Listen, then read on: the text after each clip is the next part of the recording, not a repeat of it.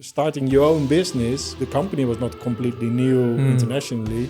Hiring people, firing people, welcoming clients, losing clients. Which happens very rarely. No, it's really complex.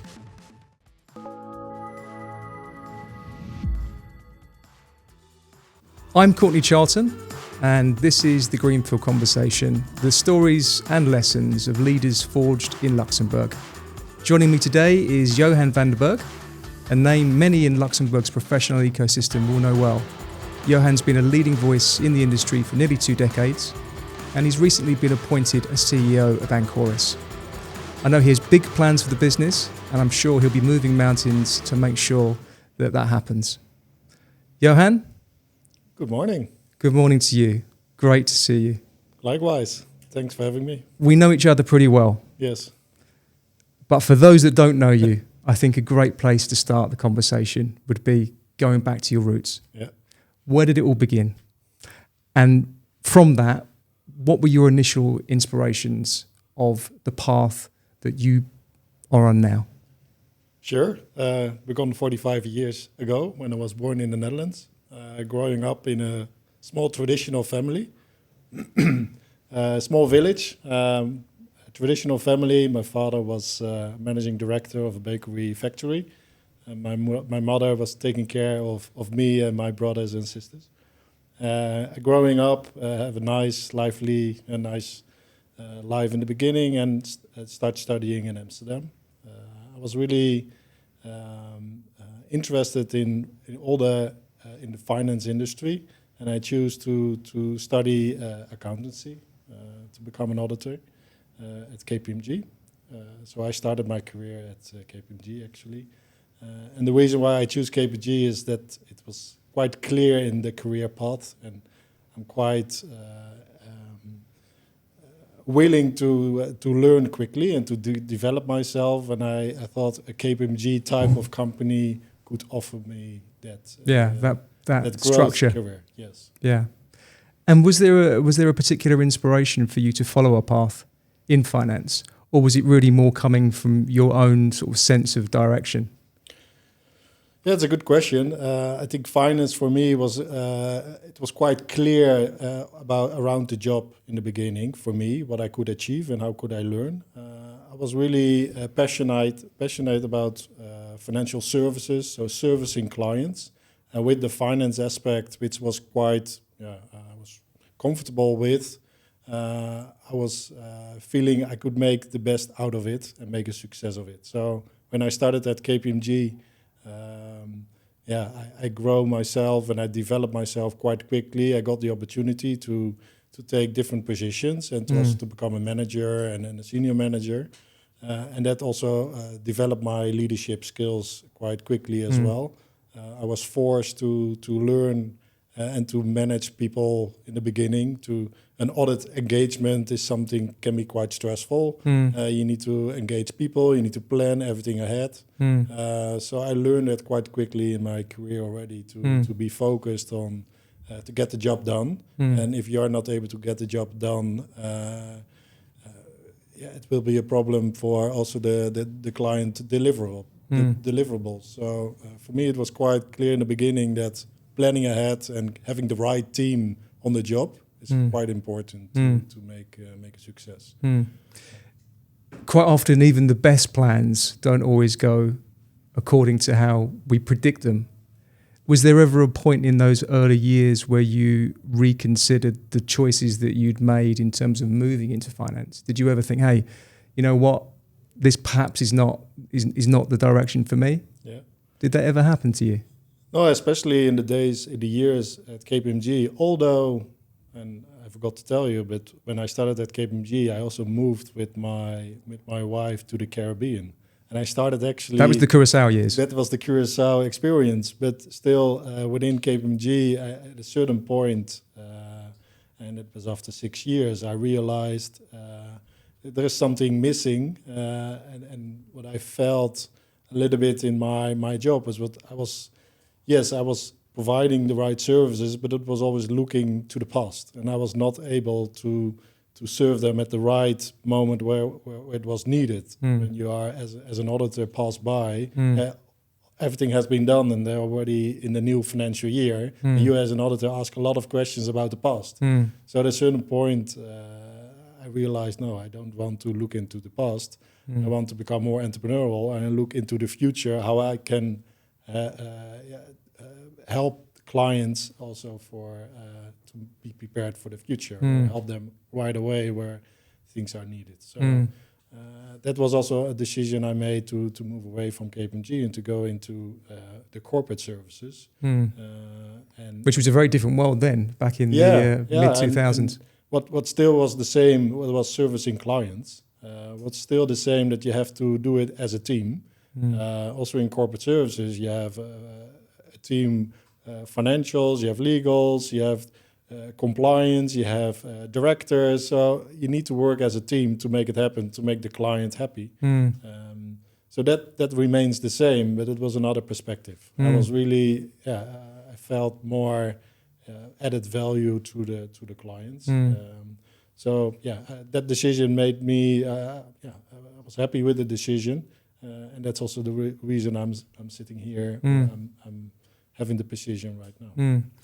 Even at that in those younger years, at that early part of your career, knowing you as I do, I find it hard to imagine you not being very drawn naturally towards more commercially driven activity. Correct. And I can almost imagine that you must have felt very boxed in within a kind of a very structured audit delivery.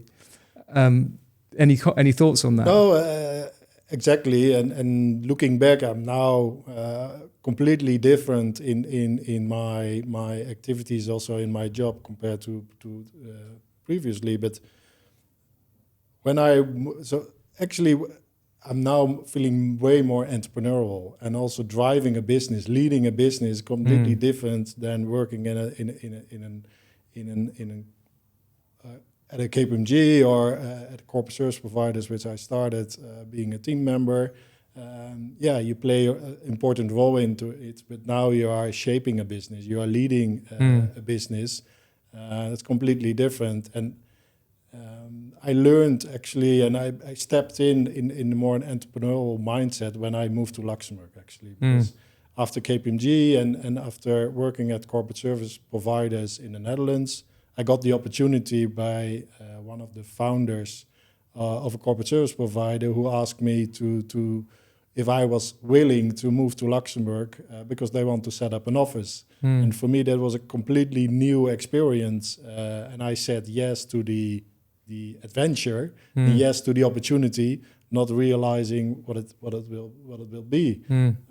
Deep down, though, did you know that you had the underlying skills and belly for a more entrepreneurial build mandate? It was in me, but I didn't.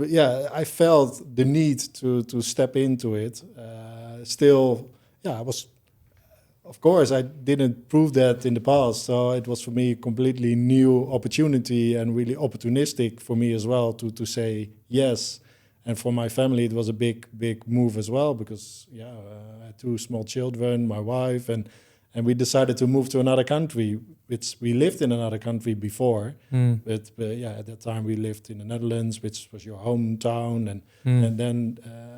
Again, moving with also children is something, it's quite risky as well.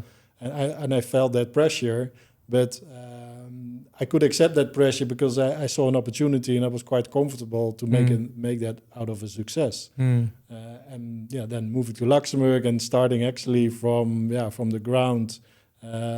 The company exists in other countries, and in Luxembourg there was a small portfolio of clients, but it was not a real office. So when I stepped in, it was me who was responsible for shaping the business and further grow the business. And that felt me really being an entrepreneur and instead of an employee, becoming an employer and responsible for paying your salary, paying the salaries at the end of the month. That was a steep curve for you then. Yeah. Really steep curve because you'd had no experience at all. No, so it was really starting your own business with the help of that the business was not complete. The company was not completely new internationally, but in Luxembourg it was completely new. So I was starting my own company together with the existing founders.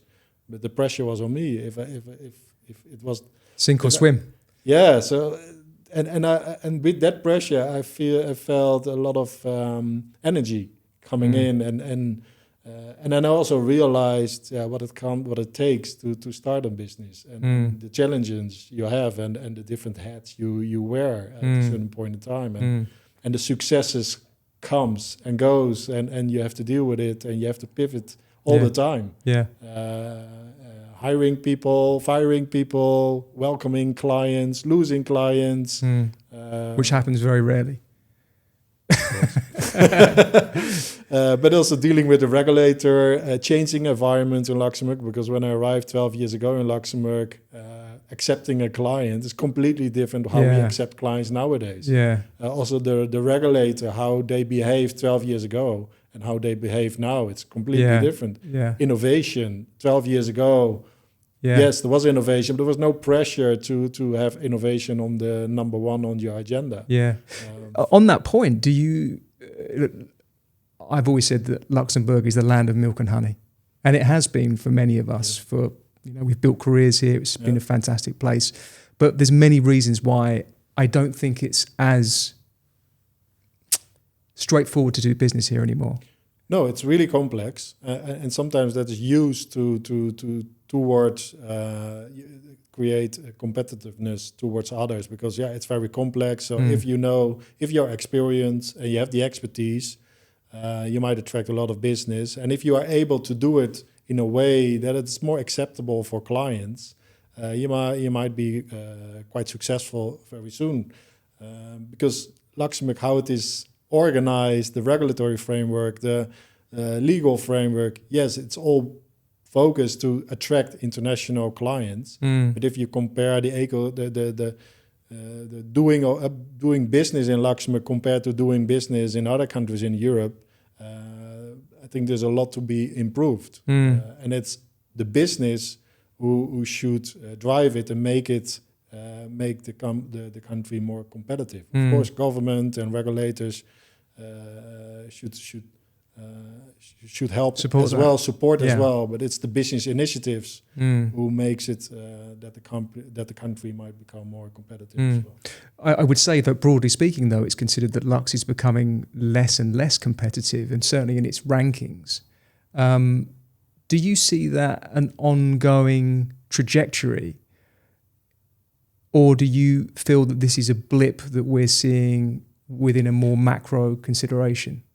There's always competition, and I think with competition you will become only stronger. The more competition you have, the more you have to think about how you can distinguish yourself. So I think Luxembourg itself has still a very good position as a country, the ecosystem, the financial industry, all the professional firms who are growing and who are in Luxembourg well established. This is something, maybe it's one of the kind of unique in Europe. What we have to be careful is to stay innovative. And we have other countries around us who might look to Luxembourg and say, we want to compete or want to copy doing the same. But the position that Luxembourg has in Europe, I think there's still a lot to win. And yes, there's competition, and yes, there's pressure on a lot of things, but we should only become stronger, I would say. And in your industry in particular, there's a real trend towards consolidation, and reaching those economies of scale that are necessary to remain competitive. Can I ask how does your business fit into that, and what are your plans to be part of that wave? So consolidation for me, and that's very important for us to consolidate to make our position stronger in Luxembourg, is by acquiring other companies, by growing organically. So we will have a consolidation of companies, but it's to improve also the businesses we are acquiring. We see a need that small businesses are sometimes too small to survive. Regulatory burden is too heavy, or there is a succession challenge. Founder is close to retirement, is not able to find the right successor. So being able to acquire those companies, we see we will improve the quality of services in general. In the past, when I was working for Trustmore, we didn't consolidate. We didn't acquire other companies. It was only pure about organic growth. And there's a place for that. Yes. And by organic growth, I always said, there's a good pace, there's a balance, and you have time to onboard the clients on an organized way. The strategy which I'm following now and I'm very excited about is acquiring other companies to make the industry better. And I think there is a opportunity to further consolidate fiduciaries, chartered accountants in Luxembourg, and to build a champion in Luxembourg and to build a good brand in Luxembourg. I think there's still a need and an opportunity to grow in that space. But we should not forget client services. We should look after our people.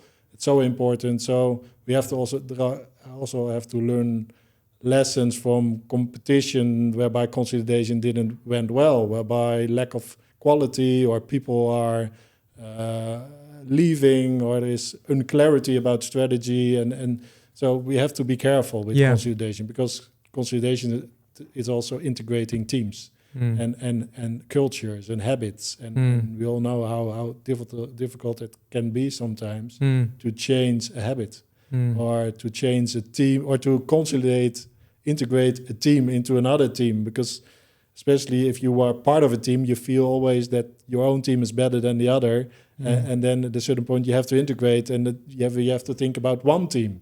So that's will take a lot of efforts, but if the strategy is right and also the vision and the mission we have is right, and I'm there to lead that as well.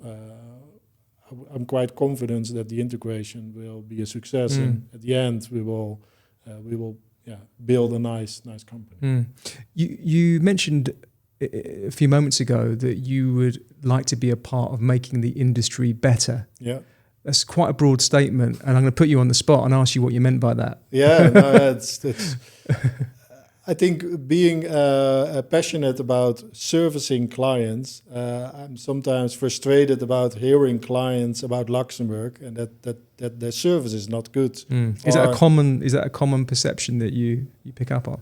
Yes, not common, but if I hear it, I feel.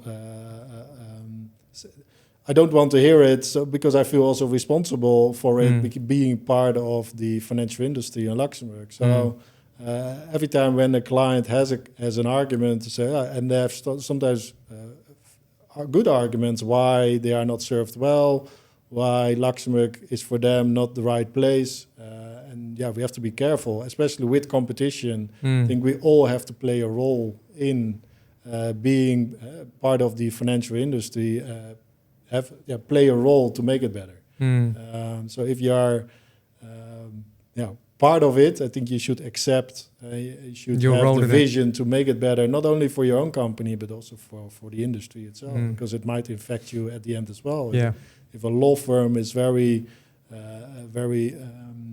successful, it will also impact the businesses around law firms or audit firms. So everyone is connected in a certain way. Also the banks, if the banks are not providing the services, are not opening bank accounts, clients will move away. So it will impact us as well. And we have to do it together. Thinking about entrepreneurship, a characteristic that runs through you. And clearly you're a leader of the business, and that's one of the drivers of growth and evolution of the organization. But when you consider your team and how you're going to be growing the platform, is that an inherent characteristic that you want to be able to see internally? Now, entrepreneurial thinking and behavior, and do you think that is an important underpinning of being able to deliver on this mandate and plan that you have? For me, entrepreneurial, but also having. So I'm also in my sports, in my hobbies. I'm a winner. I want to improve. I want to be better than the rest, in a nice way. And that's I feel also within teams and within the role I have is to make people better, and also as a leader to support the team in their roles and in their development. We have people joining the company as a start in their career. It's so important to feel welcomed and feel part of the team. But also we need to realize that we want to, or for me it's the drive to create that team and to improve every day in what we do, and to at the end be due to the competition you want to be better than the others in order to win at the end. But it's not winning is not the end. It's more improving yourself, developing yourself. And if you look back, that you say, this day I learned something or I developed myself. That drives me, and I'm also I try to have the people in the team also feeling that way. You obviously have a clear vision for the business and your role in that. Have those anchor points been inherent to your own experiences, or are these more linked to the business culture itself? And how do you separate those two? So business culture is special, and I joined a new company where the business culture was not made by myself. So you have to accept it, and you have to see how you can use the business culture in a way that we can further develop the business. But culture is very important also in Luxembourg with all the different nationalities.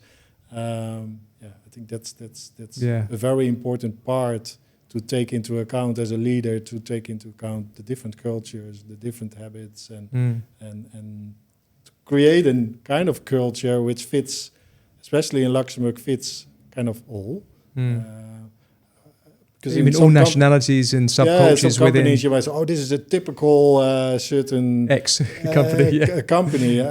No, I think it should be. I think we should develop ourselves as an international company, because Luxembourg is becoming more and more international, and we serve a broad range of clients. So the culture should also be diverse and should open for other nationalities, and that's, I think, how we can further grow the business. If you are selective in one culture, one language, you will lose other opportunities. And so I think there is important. It's very important in the business. And since you've been responsible for leading and developing teams, it's been 15 years you've been doing that? Yeah. The world's changed a lot. Yes. And we've got new generations that are now in the workforce, and there's a whole kind of cultural consideration about what motivates us in our generation is quite different to what motivates a new generation, and so on. Can you point to any particular factors or strategies that have been, as you see it, integral to being able to modernize your style of management? And if not, why not? Well, I think becoming older, you realize you have other generations, other generations are joining the team, and you have to adapt as a leader. Because if we're looking way back, my father was a really Yargic leader. What leader? Very Yargic, very old way of being very strict to everything. Yes, it's a way of how in the past some leaders act. But nowadays, I think it's really pivoting, and also take into account the different generations which are currently growing up in a completely different world. Yeah. So, and you also see it around with all the innovation and also how people want to when I started at KPMG, I worked 60 hours a week, and it was for me working hard to make a success out of it. Nowadays, you see more, and I fully understand in terms of having a right balance between, maybe there's more part-time requests, and people feel more important to have also a balance between private life and business, and it's so important. And also, and I think that is a positive evolution that I think we probably see. Yeah. There's a follow-up question, not for you per se, but in consideration of the whole home work, in office culture, and that has taken a bit of a reversal in the last year or so.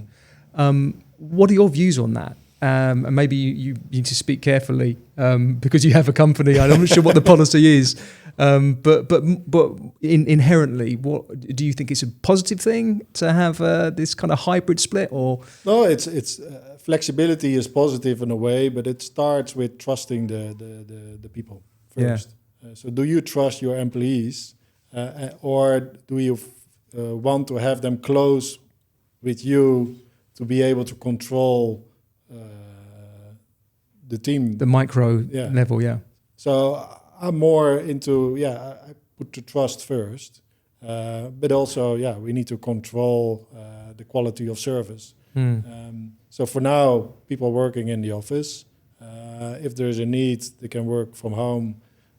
But also due to traveling, people like to be in the office. We see people like to be in the office. But flexibility is, I think it's a key. As long as it is, also bringing great added value to the services and make sure that the quality of service is there. Couple of reflective questions. If you look back at your career now, what one mistake do you think you've made, and what would you do? What would you do differently? So that was back in my KPMG time when a lot was going on in terms of responsibilities, and I was all taking it by myself, and I was not delegating enough.